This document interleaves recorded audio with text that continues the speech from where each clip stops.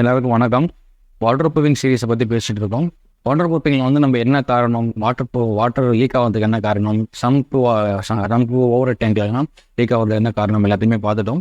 இப்போ சரி பண்ணுறதுக்கு என்ன மெத்தட் இருக்குது அப்படின்றது எல்லாமே இல்லை பார்க்க போகிறோம். சரி பண்ணுறதுக்கு வந்து பார்த்தீங்கன்னா லைனாக ஒரு மெத்தட் நான் வந்து பார்த்தீங்கன்னா ஒரே வீடியோவில் சொன்னோம் அப்படின்னா அது பெருசாக போகும், புரியாமல் போகலாம். ஸோ அதுக்கு பதிலாக ஒரு மெத்தடையும் ஒரு வீடியோவில் நான் உங்களுக்கு சொல்கிறேன். வாட்டர் ப்ரூஃபிங் அப்படின்னு நீங்கள் வந்துட்டீங்க, வாட்டர் லீக் ஆகுது, வீட்டில் வந்து வாட்டர் லீக் ஆகுது அப்படின்னா இந்த மெத்தட் எல்லாமே ட்ரை பண்ணி பாருங்கள். நான் சொல்கிற விகிதத்துலையும் ட்ரை பண்ணி பாருங்கள். நான் சொல்கிறேன் இந்த மெத்தட் வந்து யூஸ் பண்ணிங்கன்னா மேபி சரியாகலாம் சரியாமலாம் போகலாம் அப்படின்றதையும் நான் இந்த வீடியோவில் சொல்லியிருப்பேன். ஏன் அப்படின்னா அந்த மெத்தடுக்கு ஏற்ற மாதிரியான ரிசல்ட் வந்து நாங்கள் யூஸ் பண்ணி நாங்கள் வந்து எக்ஸ்பீரியன்ஸ் பண்ணியிருக்கோம். ஸோ அதனால் அந்த எக்ஸ்பீரியன்ஸை அப்படியே உங்ககிட்ட நான் வந்து ஷேர் பண்ணுறேன்.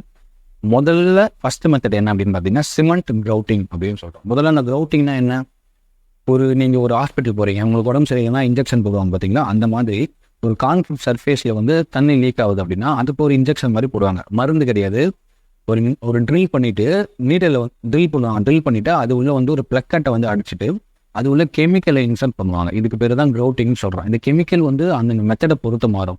இப்போ நான் சொல்லக்கூடிய மெத்தட் வந்து பார்த்தீங்கன்னா சிமெண்ட் கிரவுட்டிங்னு சொல்கிறோம்.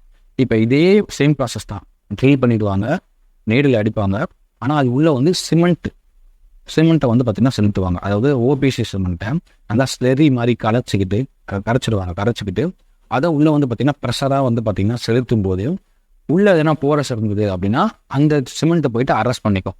நம்ம முன்னாடி நல்லா பார்த்துருப்போம், வாட்டர் லீக் ஆகிறதுக்கு காரணம் வந்து கான்கிரீட் உள்ள எதனா போரஸ் இருந்தது தான் லீக் ஆகும் அப்படின்னு பார்த்துருப்போம். இப்போ இந்த சிமெண்ட் கோட்டிங் பண்ணுறது மூலிமா இந்த சிமெண்ட் என்ன பண்ணணும் பார்த்தீங்கன்னா இந்த கேப்பில் எல்லாத்தையுமே போயிட்டு பேக் பண்ணிக்கும் போது ஃப்யூச்சரில் தண்ணி லீக் ஆகாத இந்த சிமெண்ட் கோட்டிங் வந்து தடுக்கும்.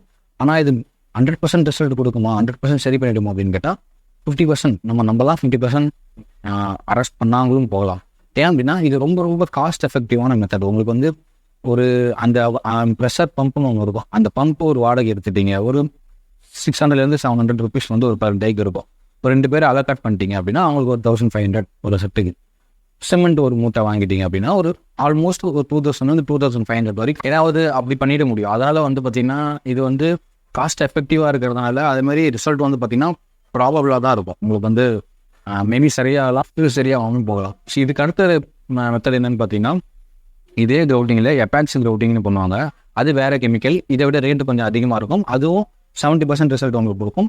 இதுவும் சரியாகலைன்னா அடுத்த மெத்தட் வந்து பார்த்தீங்கன்னா பிஓ கிரவுட்டிங் இருக்குது. அது வந்து 99% வந்து பார்த்தீங்கன்னா கண்டிப்பாக சரியாயிடும்.